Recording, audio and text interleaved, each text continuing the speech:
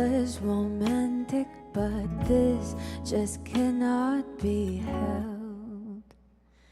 Romantic comedies to blame, oh don't look at me, is that the main cause of this mess? Hey, I think I'm sick with some sort of disease. Is it your eyes or is it just me? Oh Lord God, my heart, for it is too weak for love.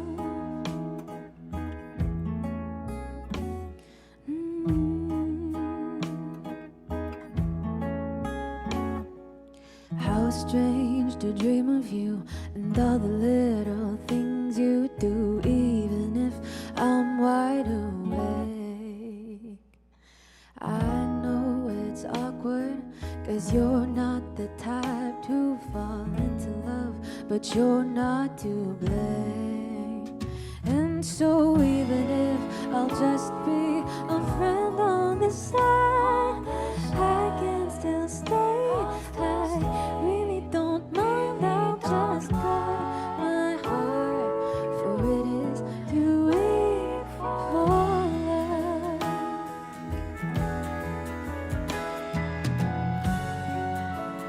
Ba ba ba ba ba ba ba ba ba ba ba.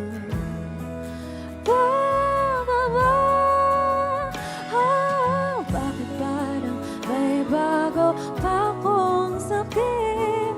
Dahil ba sa'yo o dahil ba sa akin? O Diyos, tulong po't mahina pang puso ko.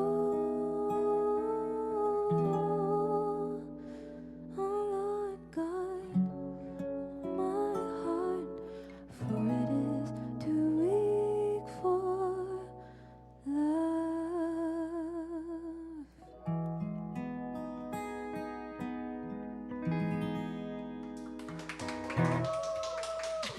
You're tuned in to the latest episode of Live Jam. I'm Rappler Entertainment Editor Marguerite De Leon, and tonight we have CESCA here in the Rappler studio.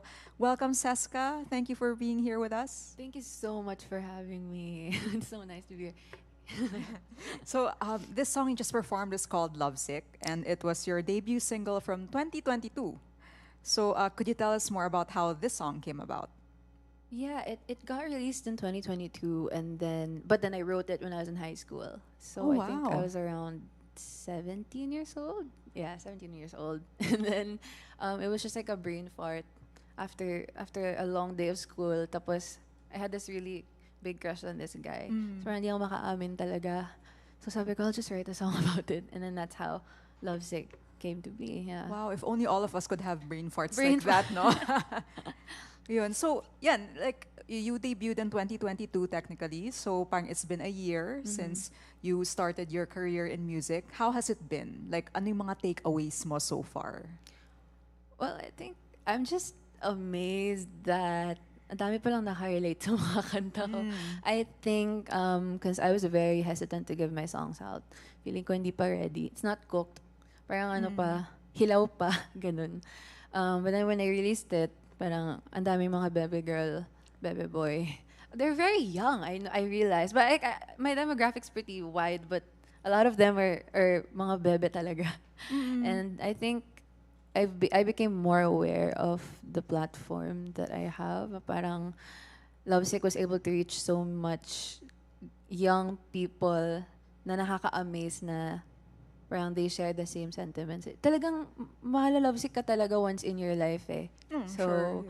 parang it's just, I think my main takeaway, I'm just really grateful na I'm here. So, yeah. So you sound like you have great fans who like really reach out They're to you. so cute. They're so artsy also. Oh, that's great. Yeah. In keeping with who you are, which we'll get into a little bit later. Sige. So your next song for us is Pambihirang Harana. So can you Yeah. tell us a little more about that? So the song I wrote Lovesick about is actually the same song Pambihirang Harana is about. Okay. Wow. Which I wrote, kasi Lovesick I wrote mga 17, Pambihira mga 18. 18 ko siya sinulat. And kaya siya pambihirang harana kasi isa siyang pambihira na harana. Usually it's guys who serenade girls. Right. So this one, it's like I made a serenade that girls can use if gusto nila umamin sa mga crush nila. Which people have done in Oh. TikTok. It's so cute. Ah, talaga? Umamin talaga sila. Oh my God. So, ayun. So, do you have like any successful couples na nangyari because of... yes, sa comments Really? ko.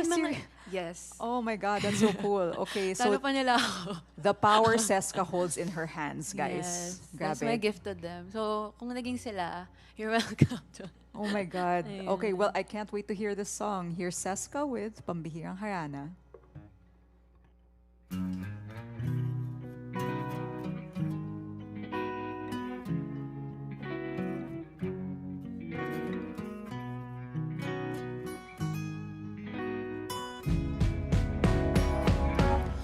Kunwari ay di ko alam ang iyong nararamdaman. Sabihin na lang di ko narinig ang mga usap-usapan. Magbibingi-bingihan muna ako dahil mahirap pang umasa sa hindi sigurado. Huwag mag-alala, di ko sasabihin. Naiintindihan ko kung di mo maamin. Iwanan lang natin sa tadhana ang ating kapalaran. O di naiimig, kaya paumanhin. Kunwari ay di napansin ang iyong bagong pagtingin.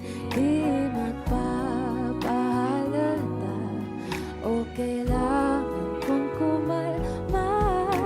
Wala pang nangyari, ako'y napaisip na kung ano-ano. Talagang kailangan bang magkahiyan? Di na lang sumupok. Huwag kang magulat sa aking sasabihin. Nais kong ipaalam na ito'y pang sa atin lamang. Alam kong babae ay di dapat umaamin ng ganito. Bakit ganon? Mali bang sabihin ako'y may gusto sa'yo?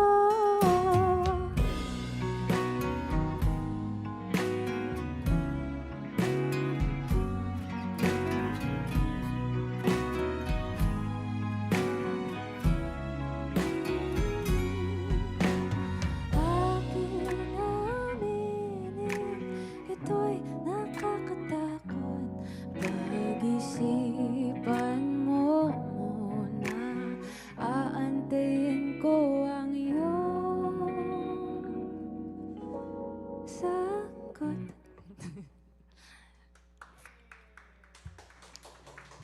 If you're just tuning in, that was CESCA with Pambihirang Harana. So, ang ganda ng song is very like doo-wop and very old school. So, but besides that, your sound is described as folk pop. So, Yes. how did you come into that style? Like, who are your influences in music? Well, my first EP is mainly in indie pop, but the newer one is more on folk pop. So yung indie pop era ko, which is still alive right now, ang pinaka-inspo ko talaga is Lizzie McAlpine, Lovesick. I love Lovesick. Many people call me Lovesick ng Pinas, pero that's like such a big thing. I don't Shoes to fill, yeah. Parang grabe naman yun. Pero sige, pumayag. Own it, Choosy own pa it, eh. own it, Choosy yeah. pa, di ako choosy. So, yun, mostly those artists, pero also old soul din kasi ako, laking lolo. So parang I was really heavily inspired by sila. Neil Sedaka, Connie Francis, so mga 60s pa sila or 50s, I'm not sure. But, or 70, no, 60s ata. So, mga parang taking old songs and then turning them into parang a new sound, parang reviving, but then adding your own twist, which is ginagawa niya Lovesick. Pero like, I just love her, sorry. Ayun. Well, if she's watching now, I think I pronounced her name wrong, but yes. oh. Well, and it's also a sweet tribute to your grandparents. Oh yeah, for sure, yeah. So, but you're also a visual artist, like you mentioned earlier. Then, parang ma-visual art din yung mga fans mo. Yes. Could you tell us more about your art career? Oh yeah, I started painting when I was in 11th grade, and then I took commissions, and then after that, nag-college kasi ako. I'm studying in St. Benilde, College of St. Benilde. So, lahat talaga pinapagawa sa amin doon, animation, drawing, lahat. And I used to be part of this painting org. So, I paint talaga. My main medium is oil and oil pastel. So, That's so cool. Yeah. Like, what do you usually paint? Like, ano yung mga subjects mo? Usually, depende sa kung sino yung nag ng commission. Pero, I think one famous one that my fans know is my cover art for Lovesick. Kasi, yung mask, kasi I'm wearing a mask there. It's my face and then a mask of flowers. Yung flowers na yun, oil pastel siya. So, ayun, parang I just incorporate what I, like, my art sometimes. And then, for the next EP, parang the main characters of that EP are my original characters with like, as in may ano sila, like they have a whole design. Yeah. Character design. May personality sila, they're like a canon. Parang may lore ka na talaga. Yeah, That's so meron. cool. Mind telling us who your influences are as an artist? As an artist, oh my goodness, do you know Emmanuel Garibay? Yeah, yeah. Yes, he's my favorite painter. And Fernando Marsolo, yes. Oh, wow. So, like, old school ka rin, no? Like, when it comes to ano. That's so interesting. I love them so much. Kasi it's so warm and sobrang grabe. Sorry. Nag-nerd out. Pero, yeah, sobrang, if you see my cover art for Lovesick, yung texture nun is heavily inspired by Emmanuel. Oh, that's so cool. Yeah. So how did you get to know like older artists? Like, how were you exposed to that? How was I exposed? I have an art teacher na naging ka-close ko. Si Miss, Okay. Miss Alyssa, kung nanonood ka. Parang she pushed us to visit an art gallery and then critique like an exhibition na meron doon. Tapos yun na, nag-spiral down na ako. Kasi sa Pinto Art Museum yon, and then nakita ko yung wall ni Garibay. And then I was like, parang may nag-flip sa utak ko. Parang defining moment yun. Yeah. Core memory, kumbaga. Okay, so your next song for us, let's go into it, is Sabi-sabi, which is a song for friends who have turned into lovers. Ooh. So, do you believe that in order to be in a good romantic relationship, you have to be friends first, or not necessarily? I don't think, not necessarily, but everybody says that the best foundation for a relationship is friendship, which hindi naman din agad nabibuild yung friendship agad. So I think, pwede naman pagsabayin. Tama. Yeah, that's, sabi-sabi is feeling ko maraming makaka-relate kasi nung pandemic, ang dami mga naging barkada. Alam mo, pahamak yung Discord na yan eh. Lots of people play games together. They play Valo together. Yeah. Among Us naging Valo. And then, parang biglang nagkaka-inlove na sa server. And then, when the pandemic ended, they'd meet up. Yeah.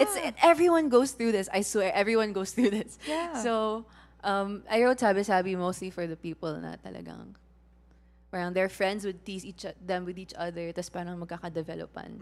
Because I feel like it's a canon event for everyone. Because like I have friends who are couples due to Discord then. So parang ang amazing. I know, right? Kakaiba. It's such an amazing platform. I don't know what you call it anymore. It's so complicated. But anyway, so here is CESCA with Sabi-sabi.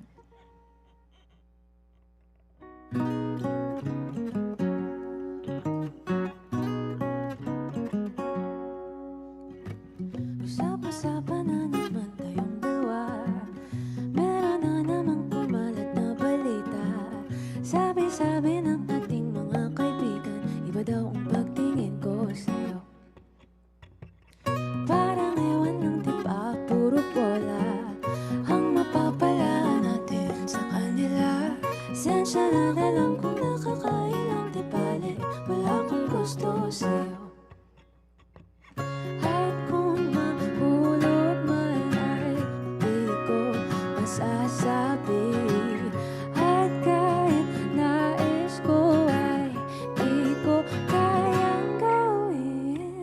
Sabi-sabi ng iba, bakit daw tayo? Oh, oh, oh.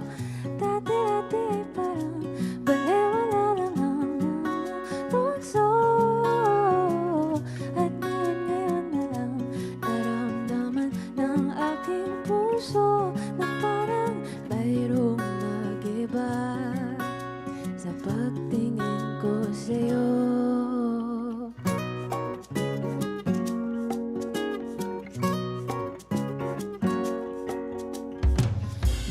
Usapan at naman tayong dalawa. Sana lang malaman kung anong ganap sa iyong isipan. Alam ko na kaibigan lang ang pagtingin mo sa'kin ngayon. Di ako naiilang sa kanila.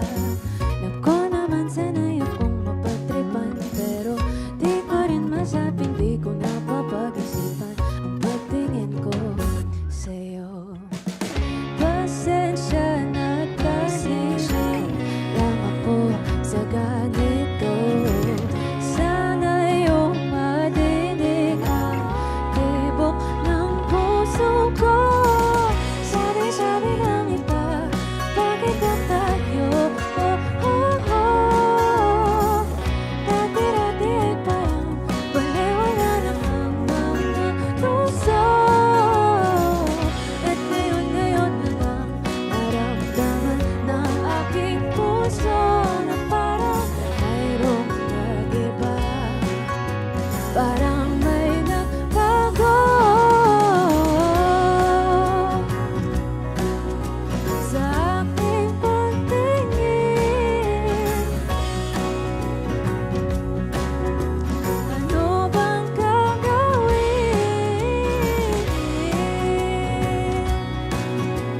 Sana'y di pansin na ako ay umiibig.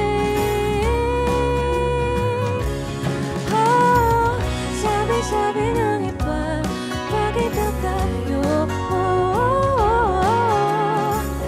Dati-dati ay parang balewala lang ang mga puso. At ngayon na lang naramdaman ng aking puso na parang mayroong nag-iba sa ating pag-ibig. Oh, mayroong nag-iba sa ating pagtingin.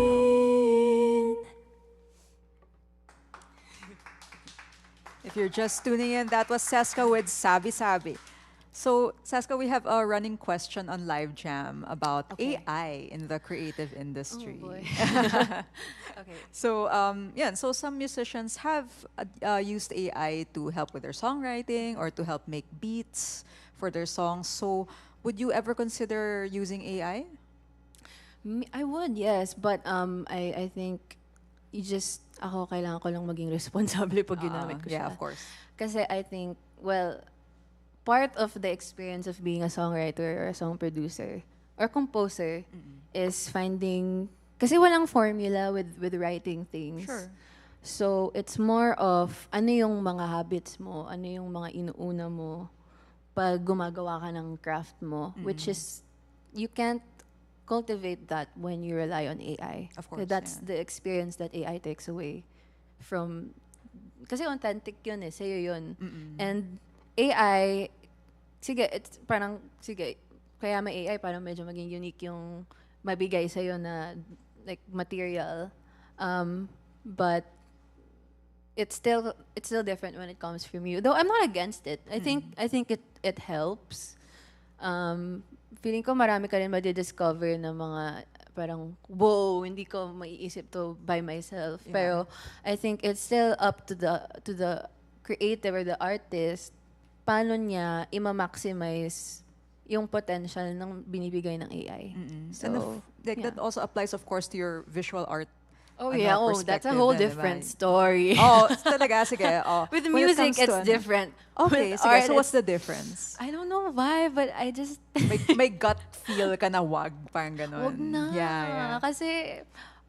Kasi music parang ano eh, parang, well, siguro, you can play around with it, pero I'm really not like, parang wag kang sumalala. Wag mong isalala yung craft mo doon. So, but it's just so different. That's with such an art. interesting thing, ha? Na parang you have this like disparity, which I understand. Stress. Yeah. Yeah.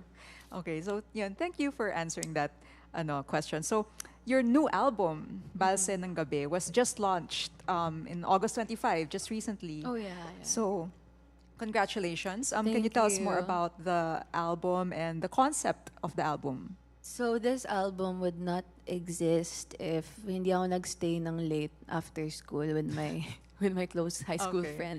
Kasi dismissal nun. And then, so tara, sulat tayo kanta.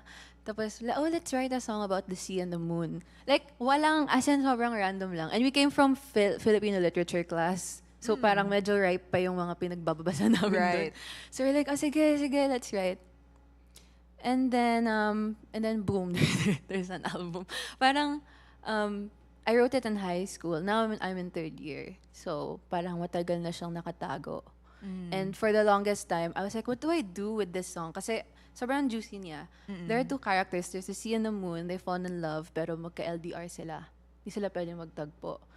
And there's so much things to add to that. Parang premise lang yun eh. So, anong plot? Ano yung climax? Ano yung prologue, epilogue? Sino yung kontrabida? May third party ba? Kasi that's the that's where I built the whole EP. So there are 8 tracks. The first track is Pamahiin, yun yung epilogue. The last track is ano yung last track? Buti na lang, which is that's the epilogue. Yung prologue pala yung isa. So, it's a gift for my fans kasi they really liked yung first EP. Parang ano daw, parang journey daw. So, ang gift ko naman sa kanila is, here's a story of the moon and the sea and how parang ang dami nangyari sa kanila but still yung pagmamahal nila prevailed. So, ayun.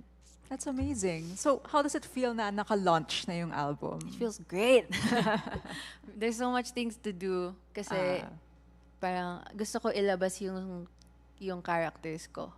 Right. Gusto ko makilala sila. Oo. So, para pag nakita nila yung buwanan, yung dagat, may isip nila, yun yung nasa Balse Ng Gabi. Yeah, you're So, really building a universe here na I can imagine parang you can build on more further in the future, diba? Parang yun. So, yeah. So before we get into your final song, is there anything you'd like to tell your fans? Any announcements or upcoming events? Oh, yes. Well, you can stream Balse Ng Gabi. It's on Spotify. The album title is Balse Ng Gabi and the key track is also Balse Ng Gabi. And you can also find, wala pang events, di pa nahanatag, pero you can find me on Instagram. I'm CESCA. I'm CESCA. And I put all my announcements there. But also you can find me on Twitter. I'm also CESCA, CESCA. Or CHISCA, _bum. Ayun. So, yeah. You can can they find you on Discord as well? Oh my goodness, my Discord is dead. Okay. I'm sige. so sorry. Duly noted. Okay, so your last song for us is Balse Ng Gabi, the title track. So before you get into it, could you tell us a little more about this song? So I would like to shout out my friend Luis Paderes for writing the song with me during dismissal. This is dedicated to all of the long LDR couples. Kasi, alam mo yung parang sobrang itinadhana kayo para sa isa't isa pero magkalayo kayo. Ang sakit nun. So, parang, I just dedicate this song. Actually, high schooler Chaska dedicates this song to mga LDR couples ngayon. Okay. Ayan. Thank you so much, CESCA, for being here with us. Thank you so much also. All right, guys. Up next is Balse Ng Gabi by CESCA.